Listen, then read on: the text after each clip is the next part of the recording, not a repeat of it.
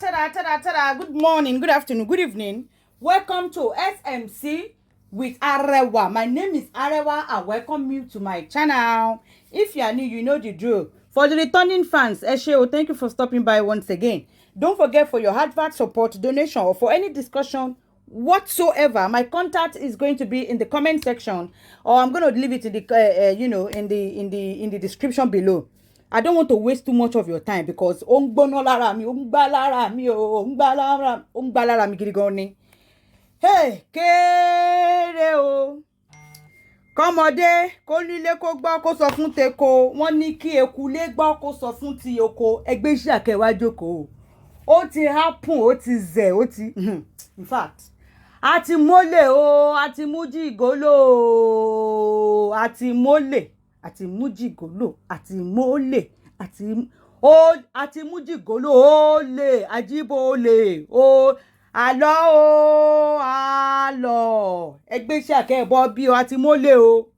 Latest jigolo in town on social media. On face of a book, the latest jigolo we caught red-handed lámú o. Mr. Segun Nuga lórúkọ wọn o. His name is Segun Nuga. Mr. Segun Nuga, that is his name. Photo ojú wọn lè ń rí tẹ́ ń wò yẹn. Ẹ bá wa pín show yẹn, mọ̀ pé mi ò kí n sọ pé kẹ́ ẹ pín show ilé ẹ bá wa pín dáadáa. Torí all the women, they must be aware of this guy called Segun Nuga. Mr. Segun Nuga, a notorious jigolo.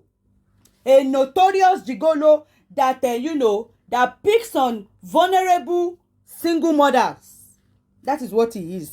He picks on vulnerable single mothers and go and do what? And go and destabilize them and steal from them. Jagba. Ọmọ bá ní ajá. Jagba gidi gan, ọmọ bá ní ajagba ní bọ̀dá tó ní Mr. Segun Nuga. He is a notorious gigolo. That what? He always on Facebook. That is where ibi tó ti máa ń rí àwọn prayer is on the face of a book. So help us share this video so that people will know who he is. So that another woman will not fall victim of Segun Nuga. He's a notorious ògbóǹtarìgì jigolo, olè, ọ̀gbàgbà ńlá, òun ni Mr. Segun Nuga. Kí ló happen gangan? Atótó arére o. I'm sorry this show is going to be in Yoruba because story is going to be...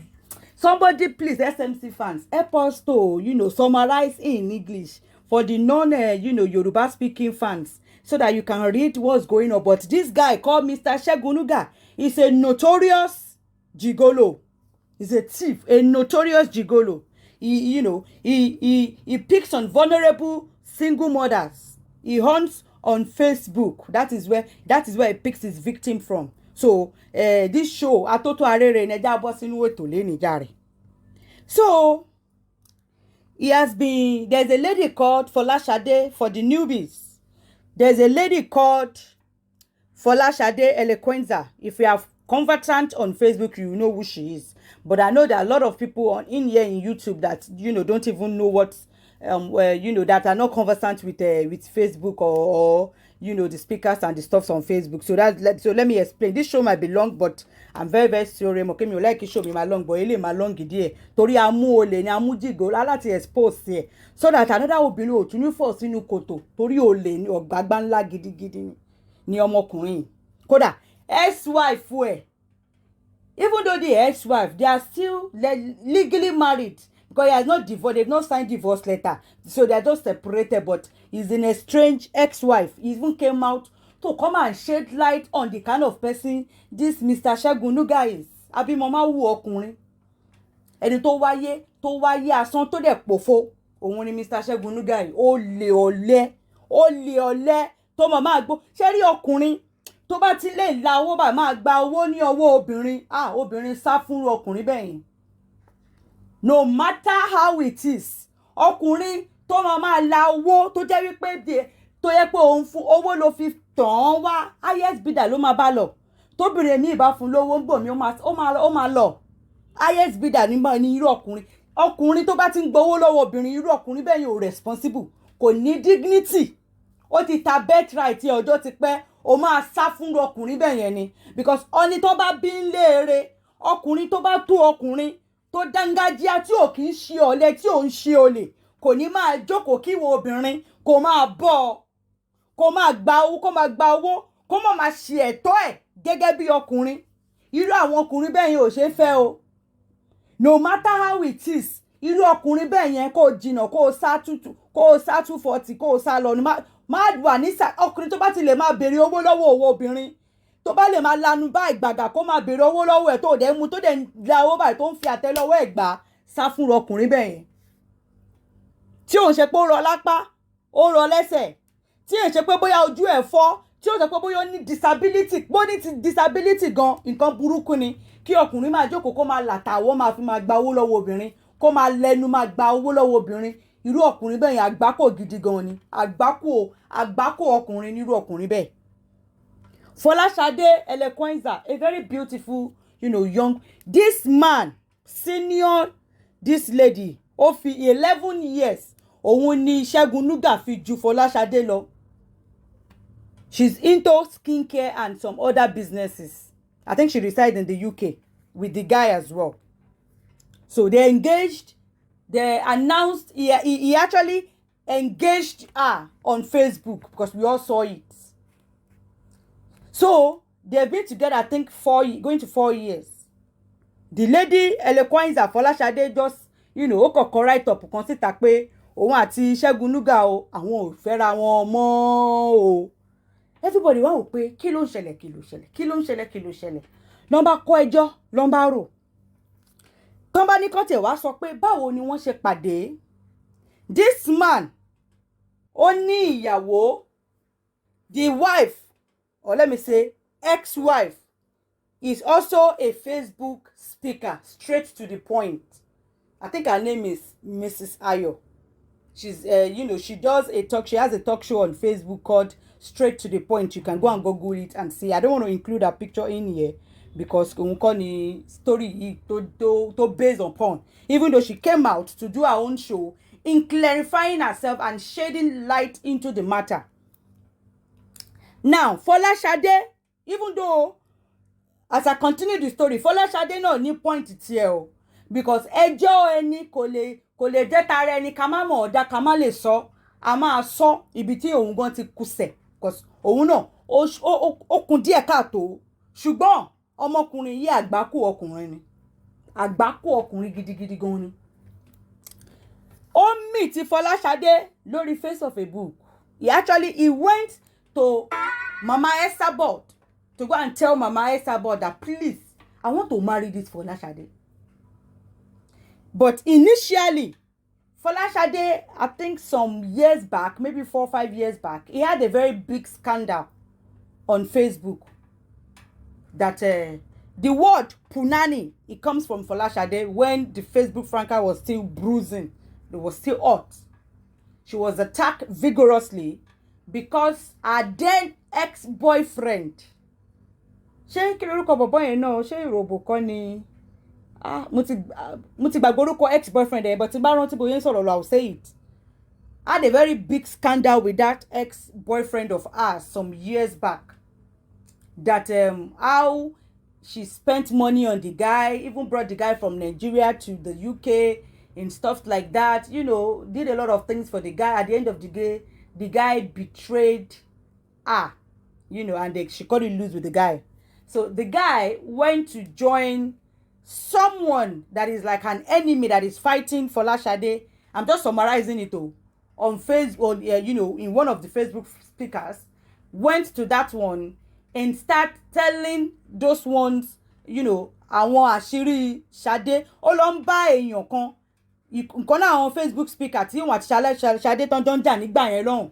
Ó lọ bá yẹn ó bẹ̀rẹ̀ sí ní sọ oríṣiríṣi ọ̀rọ̀ nípa Ṣadé, ó bà Ṣadé jẹ́ fún yẹn. Giving your enemy what your enemy will use to fight you. That is what that guy did then. To the extent that guy brought out the punani, ìwòwò nakedness of Ṣadé. Ó gbé òbú ẹ̀, ó gbé gbogbo ẹ̀, ó gbé síta tí wọ́n gbé síta ńgbà yẹn. Tó máa ń sọ wípé Dorcas yẹn boss lady house of TMS wípé ó gbé ìwòwò, ó gbé òbó Folashade tó ń jẹ́ Folashade yẹn lélẹ̀. Ní ìgbà yẹn lọ́gbà tí ìjà sì wà ní years but ex-boyfriend ẹ̀ yẹn òun ló send ẹ̀ síta fún àwọn speaker àwọn bloggers láti fi lò láti fi pay back, and the thing really shock Folashade then because she was depressed. In fact, she drank poison. Ó gbé ṣe nǹkan kíni tó fi ṣe bleach. Ó gbé bleach mu tí wọ́n pọlọ́pàá tó fẹ́ kú. She was suicidal. Then when lot of things battle were coming to her, then to the extent of that her ex-boyfriend brought out her nakedness and stuff like that. She was so depressed that she was suicidal. She drank bleach tó fẹ́ para ẹ̀ nítorí ọkùnrin nígbà yẹn lọ́hùn, but before kí Ọlọ́run tó wá gbàkóso, so gbogbo matter yẹn ṣe clear up. So when the matter cleared up, ọmọ ṣiṣẹ́ dẹ̀ ni. I think she now said at a point that she wants to write a book, a story of her life or stuff like that. Now come inside this Mr. Segun Nuga. I think Segun Nuga has been hearing how this lady helped that ex-boyfriend, bó ṣe náwó fún yẹn, bó ṣe ṣe gbá, bó ṣe ṣàgbọ̀n, ìkíní kan, kíní kan. Bóyá Segun Nuga jẹ́ journalist àbí book writer kò yé mi. Ó ṣà penetrate Ṣadé, ó wọ inbox ẹ̀ lọ. Ó fẹ́ kọ̀wé, òkè máa bẹ́ẹ̀ kọ́. Iye báyìí bí 500,000 máa gbà, kíní kan. From there, ó enter Ṣadé. From there, wọ́n bẹ̀rẹ̀ sí ní fẹ́ra wọn. But he went because bí Ṣadé ṣe jẹ́ sí ìyá Esabod, Nuga ó lọ sọ́dọ̀ Esabod lọ bá ìyá nílé pé òun fẹ́ Folashade, òun ní interest, òun fẹ́. Now during all this time tó ti ń date Ṣadé, this guy is married yo. Ó ní ìyàwó àti ìyàwó tó ń gbé nílé ni o, but a máa bá ìyàwó yẹn jẹ́ because ìyàwó yẹn gan sọ pé a máa bá òun rí àwọn mẹ́sẹ́jì. Ẹ jẹ́ ká kọ́kọ́ play voice note Nuga kí n máa ṣàlàyé. Ẹ má bínú, mo mú mi ní ọ̀rọ̀ Nuga gbà ká mọ́ mi. Olórí ibú ọkùnrin. Jẹ́ gbogbo tó ṣe pity party tó wá sí party yẹn. Pity party. Èmi ò ní stop ẹ̀ tó bá fẹ́ fa wàhálà ó fà. Ṣé o ń gbọ́? Ọlọ́mọdé kẹ́ dúdú ti láyé ṣá. Sísí mi ojú ò lè ti mi mà. Kò lè tí expert ní ẹ̀. Nítorí gbogbo nǹkan tó bá sọ, èmi ò ní bá anybody ájú mọ́ gbogbo nǹkan tó bá sọ tí bá ṣàgbé ẹ̀rí síbẹ̀. Nígbà ó sọ pé lókè influence ó sì tó ní wọ́n pè òun sí council. Tó bá sọ̀rọ̀ council ti bá gbé evidence jáde látọ̀dọ̀ council ọ̀hún. Nǹkan tí council ṣe bẹ́ẹ̀ ni ló tó ṣẹlẹ̀ bẹ́ẹ̀ rí lọ́dẹ̀ ká. Ọ̀rọ̀ máa yan gbọ́ àárín. Ṣé ń gbọ́? Ṣé rí ọ̀rọ̀ council tó mẹ́nubà yẹn báyìí ló ṣe ṣẹlẹ̀. During the COVID time that they said the government was lending some registered company or business owner some amount of money, in order for them to re-establish themselves or stuff like that you be paying owó san díẹ̀ tíjọba ṣe America bí UK àbí àwọn European country yẹn àwọn ìjọba wọn ń yá àwọn tó ní business rẹ pé ó wà registered o ní gbogbo àgbà COVID time yẹn. Would you believe that this guy went at the back of Ṣadé to go and use Ṣadé's company because Ṣadé ní company. I said she's into skincare and other businesses which is registered in the UK. This guy went to apply for that loan, for that money, for that council money, £10,000 at the back of Folashade. Ó lọ lo company eloquence, ó lọ lo company Folashade, ó lọ fi gba owó yẹn lẹ́yìn Folashade tí kò sọ fún Folashade. It is until when those council people started calling Ṣadé after a year ni Ṣadé ṣẹ̀ṣẹ̀ mọ̀ kò sọ. At the back of Ṣadé, ó lọ fi orúkọ ẹ̀, ó lọ fi company Ṣadé, ó lọ fi gba owó yẹn £10,000 without the consent of Ṣadé. Ṣadé ò mọ̀. Ọdún kan ti kọjá àgbà táwọn council ṣẹ̀ṣẹ̀ ń kọ lẹ́tà sí Ṣadé tó ń pe Ṣadé. Ó wá wọ́ndà pé owó wo wọn ò gbowó kankan. Àṣé wèrè Nuga ó ti lọ gba owó. Ibi tí Ṣadé ń gbé tẹ́lẹ̀ ó jìnnà ó nọsẹ̀ díẹ̀ sí ibi tí Ṣẹ́gun ń gbé. To the extent wípé Ṣẹ́gun ní wípé kó wá gba ṣọ́ọ̀bù sí àdúgbò ibi tó ń gbé so that they will be close to each other, which that lady did with no one kobo from this guy. He's always collecting money from her. Yá mi níye báyìí, yá mi níye báyìí, yá mi níye báyìí. ìgbà tó mọ bọ̀bọ́ yìí ó rà pé ó ní one room ló ń gbé kó lè wà convenient ipò fẹ́ marry mi èmi náà rẹ̀ ti bímọ wọn náà ní àwọn ọmọ pé tábàjọ máa fẹ́ra wa nítòótọ́ pé ó bá serious jẹ́ ká gba bóyá 3 bedroom flat now ní Ṣẹ́gun bá ní òkè ṣé mọ̀ pé normally ọkùnrin tó fẹ́ ìyàwó ṣùgbọ́n ọkùnrin yẹn ló yẹ kó lọ gba ilé yẹn ó bá ní kí Ṣadé ṣe kíni kó yá òun ní owó yẹn kó lọ fi gba ilé Ṣadé ló ń sanwó ilé Ṣadé ló to the extent wípé ní ilé yẹn Ṣadé ò kò lè gùgùrì tí àwọn ọmọ bọ̀bọ́ yẹn bá fẹ́ wá á lé Ṣadé síta ó lè jẹ́ láàrin òru ó máa lé síta ni pé àwọn ọmọ òun ò fẹ́ kán rí ẹ̀ ní ilé tí Ṣadé fi owó ara ẹ̀ gbà tó yẹ pé òun ló ń sanwó bẹ́ẹ̀ bó ṣe ń yá lówó lẹ́nìí ló ń yá lówó lọ́la yáwó náà ni Ṣadé ní òun nínú 4 years tán fi fẹ́ ra wọn kò jẹ́ bọ̀bọ́ yìí ní 1 naira tán bá jáde àwọn yàrá mi yá mi máa fún ẹ yá mi máa fún ẹ bó ṣe ń ṣe nìyẹn ó ní until a year after ló ṣe mọ̀ pé bọ̀bọ́ yìí lọ fi orúkọ òun lọ fi gba owó council £10,000 ìgbà tó kọ́kọ́ bí ó kọ́kọ́ deny owó gbowó kankan owó wò later on ó ṣe kíni Ṣadé ní ó dà pé wọ́n ní ó kọ́kọ́ béèrè lọ Ṣadé pé owó council tó ń gbà yóò dẹ̀ gbà ìyẹn bá ní wo òun ò gbà jàre òun ò gbà ó wá ní why not jẹ́ ká gbà náà ìyẹn ní rárá ó gbẹ̀yìn lọ gbà á nígbà tí council kọ lẹ́tà sí Ṣadé tó ń fi lẹ́tà máa lé mú kiri ló ṣẹ̀ṣẹ̀ wá jẹ́wọ́ ló bá kúnlẹ̀ jọ pa mí sílẹ̀ má pa mí síta nítorí tiwa náà ni mo fẹ́ lọ fowó yẹn lọ fi complete ilé tí mò ń kọ́ ní Nàìjíríà sódà tá a máa lọ ṣe wedding níbẹ̀ a máa débi dé sí ṣé mọ̀ obìnrin wọn ló máa gbọ́ yẹn náà tí ò ní fẹ́ cool down Ṣadé gan ti wá gbọ̀n torí pé ó yù fẹ́ yóò ní bóyá ó ṣògùn sí ni òun náà ti wá lọ sọ wọn kan sọ pé òun lòun gba owó yẹn àbẹ́ màá rí wàhálà ẹ bá màá rí dilemma ó lè nígbà tó sọ bẹ́ẹ̀ ṣé mọ̀ kò sọ́kùnrin tó máa sọ bẹ́ẹ̀ fóbìnrin náà tí kò ní calm down tí ò ní ṣe kíni nígbà tó ní wọn fẹ́ lọ fẹ́ fi parí ilé tóun ń kọ́ ni sọ́dà tá a bá lọ Nàìjíríà fẹ́ lọ ṣe wedding sọ́dà tẹ kíní kan ibi tó gbà wọlé sí yẹn lára nìyẹn wà ní òkè ìyẹn ti gbọ̀n lọ sọ pé òun ló ń gba owó a lot ẹja máa gbọ́ lọ ná. ẹ ṣeun tó màmá wa fi ṣe ìgbà ẹ kó lóun ní ìfẹ́ bá sọ̀rọ̀ lọ́kọ̀ láyà ọ̀tọ̀ ẹ̀ méjèèjì kí ọmọ tó tóbi lọ́wọ́ mi mo ṣe ní kí n kẹ́tì gbọ́ wọlé lè ṣètò ọlọ́run tiẹ̀ nìkú sẹ́yìn. sísí mi folashade fẹ́ jà. This is the Esabod that is talking to Segun Nuga in this thing that I'm playing. You know, being that Segun went to go and, you know, meet her when he wants to, you know, be with the lady. Torí Ṣadé jẹ́ ọmọ kan tí ìyá Esabod nífẹ̀ẹ́ sí pé ọmọ dáadáa ọmọ alálùbáríkà. So, ìgbà tí nǹkan dẹ̀ ṣẹlẹ̀, definitely Ṣadé á lọ rojọ́ fún ìyá dẹ̀ pé Ṣẹ́gun ẹ máa gbọ́ àwọn nǹkan tó ń bá ìyá yẹn sọ.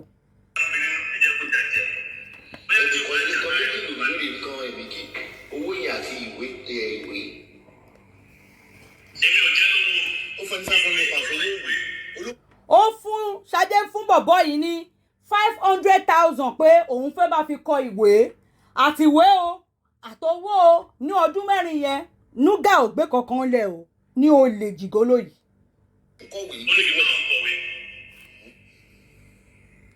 láti 2018. láti 2018 tó ti fún ẹ ní owó pé kò fi kọ̀wé. láti 2018 tó ti gbowó.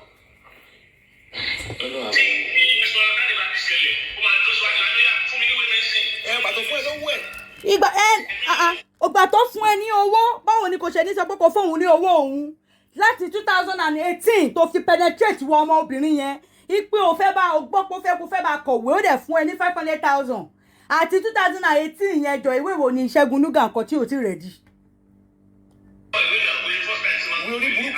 ìwé wo ló ń pa.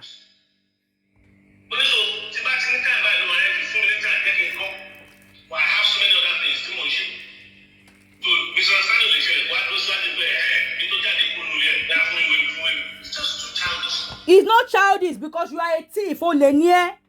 What is being childish in that? Ó ní gbàtẹ́ bá jà láwá dó síwájú pé ó yá fún mi ní owó mi. Ó máa sìn ẹ́ ní owó because ó lè ní ẹ́. ó gba owó láti 2018 ó rí ìwé kọ till now. Can you imagine what is coming out from this olè ògbágbá man? Ojú olè rèé o, olè ojú jigolo, olè. And for those of you that will say, why didn't we hear from the guy amount before we start coming out to be dragging the guy? The ex-wife have come out to talk. That is a testimony tó rinlẹ̀ tó le. Mo ń bọ̀ mi ò tí dé. Gbà tó ń pè bọ̀bọ̀ yìí, ó máa lérí. Òun máa ṣó ẹ̀ kó ní ìṣòro lórí Facebook kó lọ sọ̀rọ̀. Òun ní enough evidence láti 4 years lòun ti ń record ẹ̀ tí kò mọ̀. Carry saying that you will know pé bọ̀bọ̀ yẹn wọ́n plan ẹ̀ lọ fẹ́ ọmọbìnrin yìí ni. Ó ti ní plan, ó ní target tó fi lọ bá. For him to be saying he has evidence since the day they started dating, since 4 years. Ó ti ń record Ṣadé láti 4 years. Àìfàmọ̀ kí bọ̀bọ̀ nuga yẹn kó má ní ìwòwò Ṣadé lọ́wọ́, ó máa ní lọ́wọ́ àwọn nǹkan tó máa lò láti threaten ẹ̀ to keep, you know, is a manipulator to threaten her to keep short. He has been recording her since he said it. He has been recording her since 4 years. That is, it is a premeditated act. He has a plan for coming into this girl's life. There was a time tí ọmọbìnrin tí bọ̀bọ̀ yìí tó ń ṣe birthday, tó fẹ́ ṣe surprise birthday fún. In fact, láti ìgbà tó ti ń fẹ́ ọmọkùnrin from one problem to another ní Ṣadé went encounter. Ó park, wọ́n ní ó ṣe ra mọ́tò, brand new mọ́tò, ó park ẹ̀ síta. Wọ́n ní wọ́n jí mọ́tò yẹn gbé lọ pẹ̀lú owó, pẹ̀lú báàgì ẹ̀, pẹ̀lú àwọn gold ẹ̀, àwọn aṣọ, pẹ̀lú gbogbo ẹrù ẹ̀ tó wà ní mọ́tò yẹn. Wọ́n jí mọ́tò yẹn gbé lọ, wọ́n rí dọ́là. Ọmọbìnrin tún get another car, wọ́n tún gbé yẹn náà, wọ́n tún jí gbé lọ. She just, you know, from one thing to another, from one thing to another. Òun ló sanwó ilé, òun ló ń bọ̀ basically. Ó torment Ṣadé emotionally. Ẹ mọ̀ kéèyàn abuse èèyàn emotionally. Ó bàjẹ́. In fact, ẹ mọ̀ kéèyàn máa fẹ́yàn kí ọkùnrin kó máa jáyà. Ó like ó belittle ẹ̀ pẹ̀lú àwọn ọ̀rọ̀ tó máa sọ sí. Ìyẹn kàn máa dákẹ́, á máa dákẹ́. Segun Nuga ex-wife, estranged wife, although they are still legally married, like I said, torí wọ́n ti divorce legally. Now, ìyàwó ẹ̀ bọ́ta, his wife came out and told us what and the kind of things, how he normally be, bó ṣe máa nà, ó máa nà obìnrin. Bó ṣe máa nà yẹn, ìyàwó ẹ̀ náà sọ pé ó ń kó obìnrin ó flex. Ó ní àwọn jẹ̀jà kan níjọ́ kan tó dé tó gbé oúnjẹ kan wá láti ilé àlè kan. Tó wá bọ́ sí kitchen pé òun fẹ́ máa fabọ́ wá ní, ibi tó ti gbé oúnjẹ padà kó lọ fọ abọ́ ẹ̀ níbẹ̀. Ó ní bó ṣe bẹ̀rẹ̀ sí nínú òun nìyẹn, ànàbẹ́ ní máa fẹ́ kú. Ó ní gbogbo ike àwo tóun fi tolé, ó bẹ̀rẹ̀ sí ní fọ́ gbogbo ẹ̀ mọ́lẹ̀, owó òun dẹ̀ lòun fi rà. Ó ní òun ò jẹ Ṣẹ́gun ní 1 naira.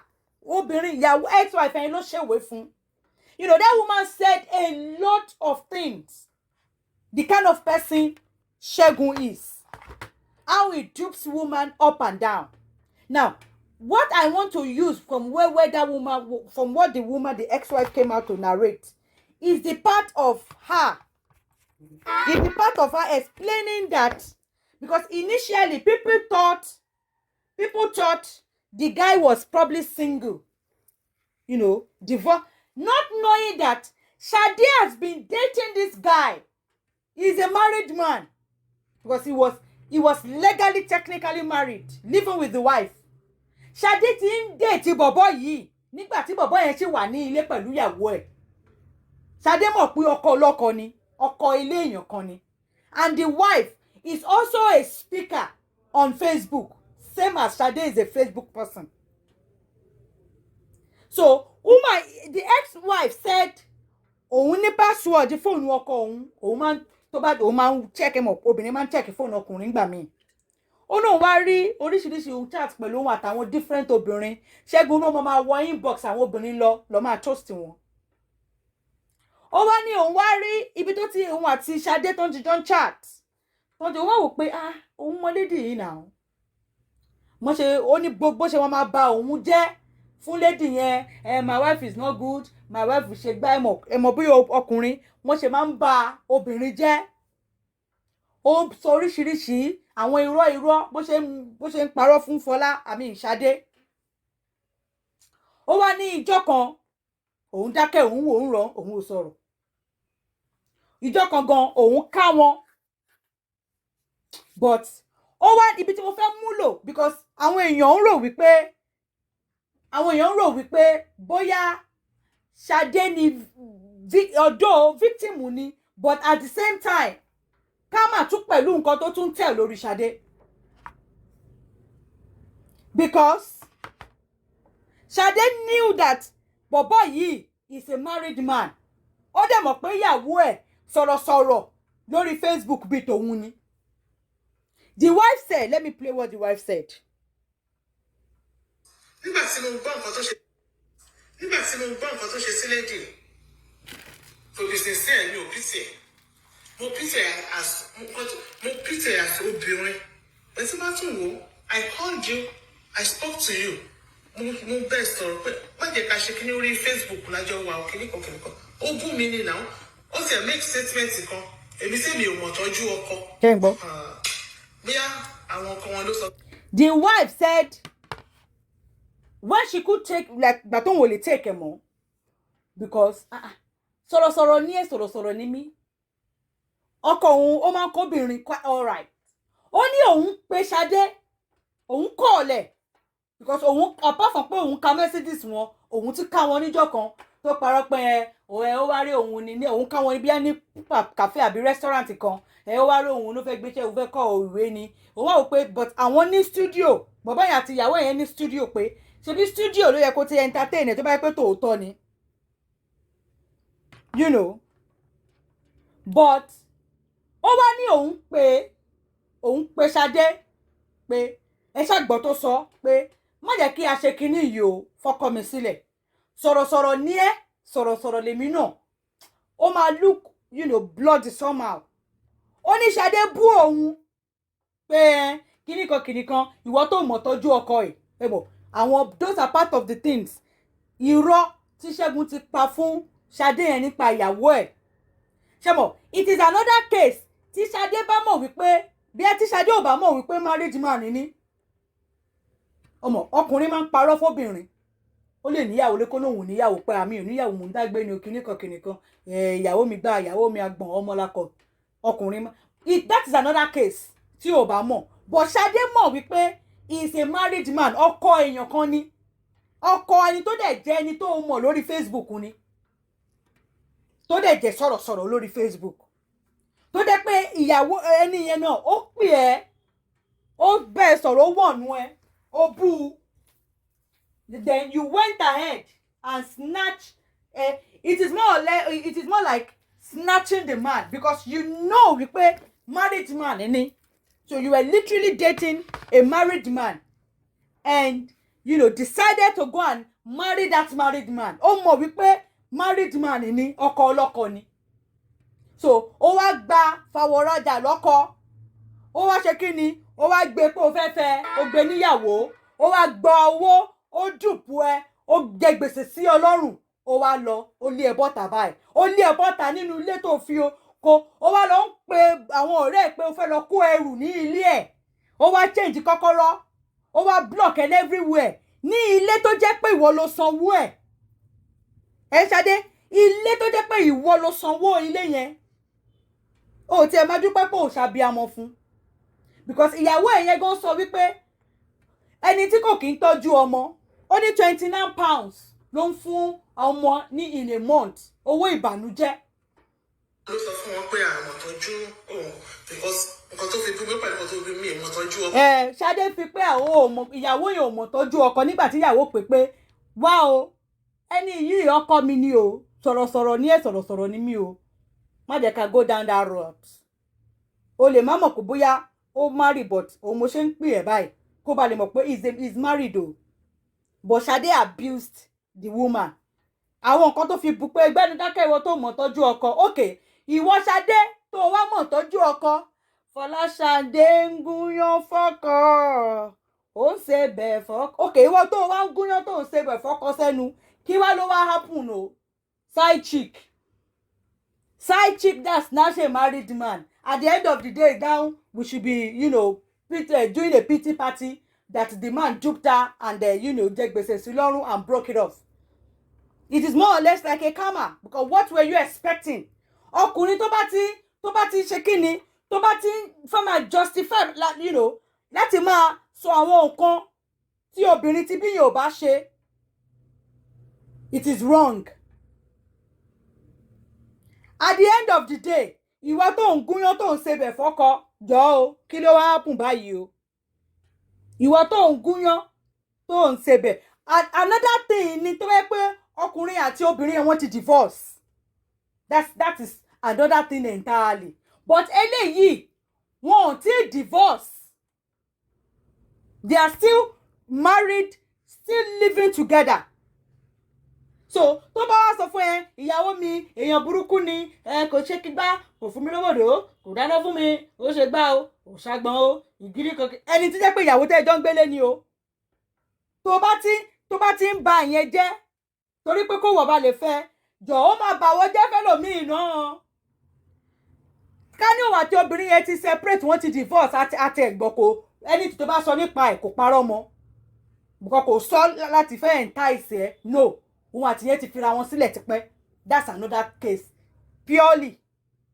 But eléyìí, ó mọ̀ wípé òun àti ìyàwó jọ married man ni. Even though bàbá Segun yìí gan yìí, ó yẹ kí bàbá yìí lọ sí, ó yẹ kó lọ jail. Because he is still legally married to this woman, Mrs. Ayo. Why he came on Facebook, on the social media, live, ló ti engage here, ló ti forúkà sí folashade lọ́wọ́. So how can you engage another woman while you are still legally married to another? Is that not what they call bigamy? Olè àgbàyà tún ni, because ó fi 11 years ó fi ju ọmọ Folashade lọ. Àgbàyà tó ṣe kíni tó rẹ́, tó fẹ́ fi àgbà tó fẹ́ fi rẹ́ ọmọ kékeré jẹ. In fact, ó yẹ kó dàbí sugar daddy sí ni. Ó yẹ kó máa kẹ́ kó máa gẹ́ ni. Ó fi 11 years ó fi rẹ́ ọmọ yẹn jẹ torí ọmọ inú ẹ̀ gan ni. Ó fi àgbà tó jẹ́ ó fi rẹ́ jẹ. Ó wá lọ jẹ gbèsè 10,000 pounds sí lọ́rùn. Ó lè. Ó wá lọ forúkọ company ẹ̀ lọ fi gba gbèsè, lọ fi yáwó at the back of her without telling her. The wife said there was a time he was calling her too pé kíní kan bóun sign kíní kan. Ó ní òun mọ̀ òun ò dá lóhùn. Ó ní ká ní pé òun sọ gbogbo àwọn nǹkan yìí fún Ṣadé nígbà yẹn, but Ṣadé ò gbọ́, ṣe mọ̀ side chick. Okay, ìwọ tó ń gúnyán tó ń sebẹ̀, ìwọ tó jẹ́ obìnrin gidi. Ṣé mọ̀ kó sọ pé òun ò mọ̀, ìwọ tó mọ̀ tọ́jú ọkọ, kí ló ṣẹlẹ̀ báyìí? Ìwọ tó mọ̀ tọ́jú ẹ̀, ó máa bọ̀ kí n kọ́ ẹ bó ṣe ń tọ́jú ọkọ. You understand? Ìyẹn èmi. So, ìgbà tí mo gbà, èmi mọ̀ pé gbogbo kíní máa ṣẹlẹ̀. Ìṣẹ̀lẹ̀ ni tí mo mọ̀ ní Ṣẹ́gun. From day one mo ti mọ̀ wípé purpose tí Ṣẹ́gun fi lọ ọ̀dọ̀ woman méjì. Ó ní purpose, ó stage. You understand? But hey, I'm less concerned about that. Nǹkan tó ní kálukú jẹun ló yọ. Àwa náà fara gbá.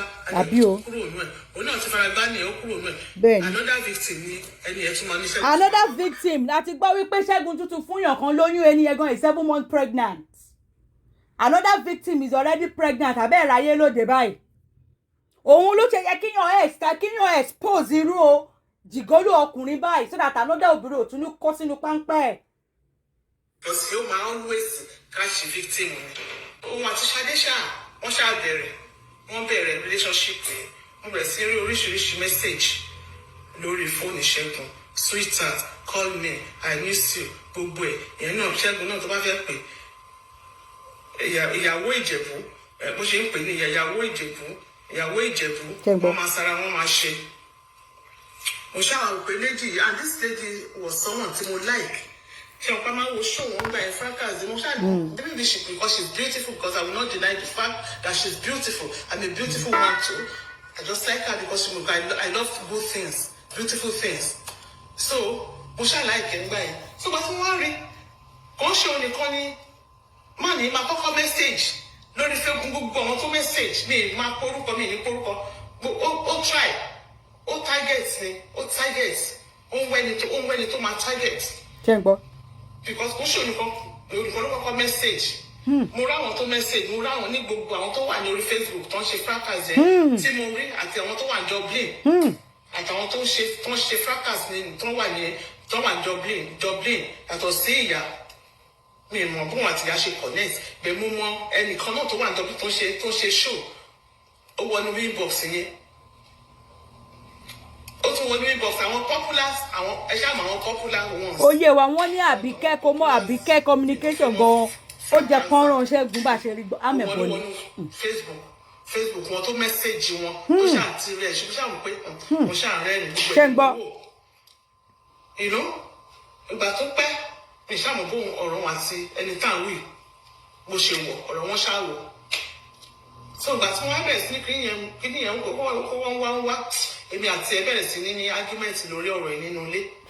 Ó ṣàǹdì náà kò mọ̀ pé mò ń rí gbogbo even gan conversation gan mo rí everything even voice note wọn everything mo gbọ́ ibi tó ti ń bà mí jẹ́ fún yẹn èmi ikú tó ń pani ni mí òun ò fọwọ́ kàn mí for the past 4 months òun tí yẹn bá ń gbọ́ a ó máa mọ̀ wípé tó bá ń gbọ́ bá a mọ̀ pé nǹkan tí mo sọ yìí pé òótọ́ ni a mọ̀ pé mo rí conversation yìí lóòótọ́ gbogbo ẹ̀ ni mo gbọ́ ìgbà tó pẹ́ tára mi ò gbà mọ́ mo wá pé ẹni tá à ń wí ni mo pe léjì yẹn fún rẹ̀ mo wá ní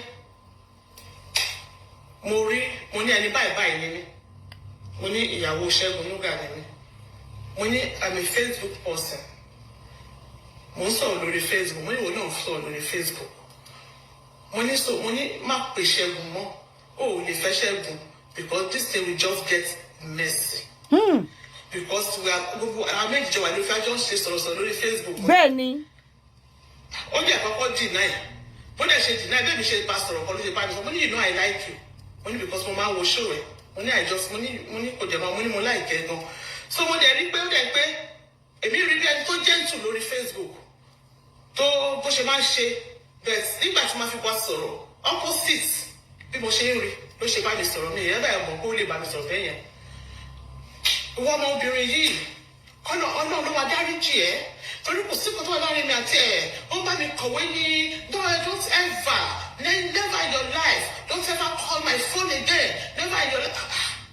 Wọ́n ní òkè èmi rò pé obìnrin sóbìnrin ó jẹ́ mi mọ̀ pé èèyàn báyìí ló jẹ́ ni so bó ṣe gbé wá èmi náà bá fún lésì yẹn padà you understand èèyàn ọkọ ẹ̀ ṣáàdì mo sọ ẹ wo nǹkan tí nígbà tó wá tí yẹn ti wá ṣẹlẹ̀ ó tún wá send message kan sí mi pé òun fẹ́ ṣe ìyẹn bí ó send ẹ̀ sí gbogbo yẹn according to àmì gbà yẹn opportunity bí mi nìyẹn pé gbogbo àwọn tó wà lórí kìíní òun ló send ẹ̀ sí according to her mo ṣáà bú pé kí ló fẹ́ fa kí ló ṣe bí tó ń send message sí mi kí ló fẹ́ fa òṣì òun náà wá bú mi dáadáa ó kọ ìpínsùn yẹn ó bú mi mo fi hàn ọkọ ẹ̀ wípé ẹ̀rí nǹkan tí ìyàwó yín tó kọ yẹn ṣáà ní this is very bad I will talk to her don't worry I will phone her I will talk to her kò yẹ kó sọ̀rọ̀ bẹ́ẹ̀ yẹn kìnnìkan ìyẹn ọkọ ilé mi nìyẹn gbà yẹn o mo ní pé nísìnyí kò talk to no mo máa bá sọ̀rọ̀ ní okay.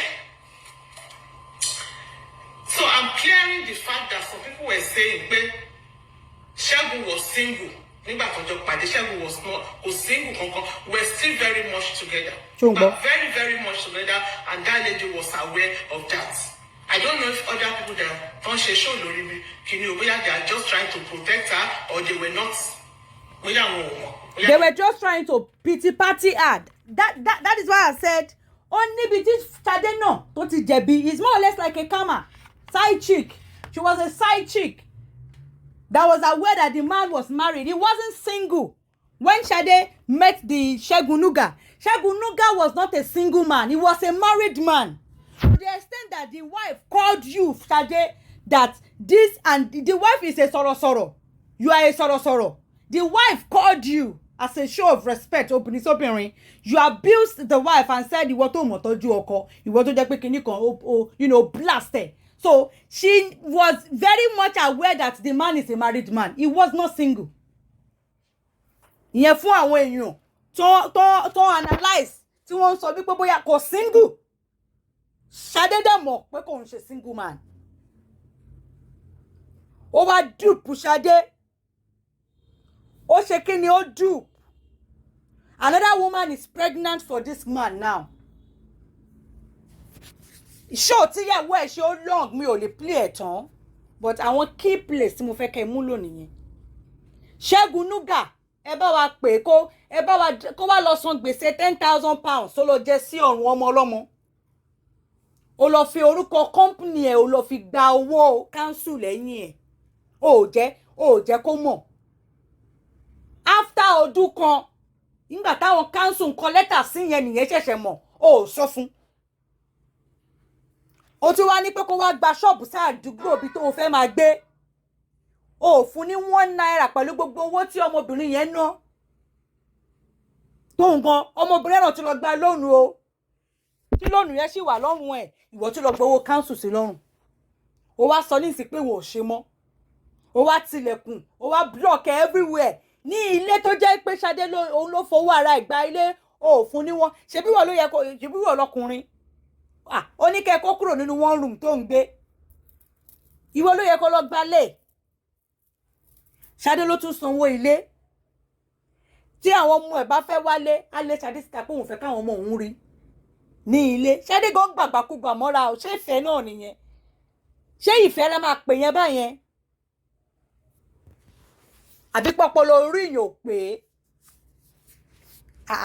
How can a man that claims he engaged you, how can you be in the house and then he will just tell you that his children are coming to visit him, that you should leave? Kò lọ wá bí wà lọ jókòó sí tàbí wà kọrin lọ. How can, like how? Apart from that you are even the one that rented or that paid the rent of the house, of the apartment. But how? With the children of a man that your fiancé that he will tell you to leave. For what purpose? For waiting. For what purpose? Ó wá dọ̀bálẹ̀ ó wá bẹ́ẹ̀ ìwọ náà wá lọ parọ́ fún council pé wọ́n ló gbowó ó ti wá jẹ gbèsè sí ẹ lọ́rùn báyìí.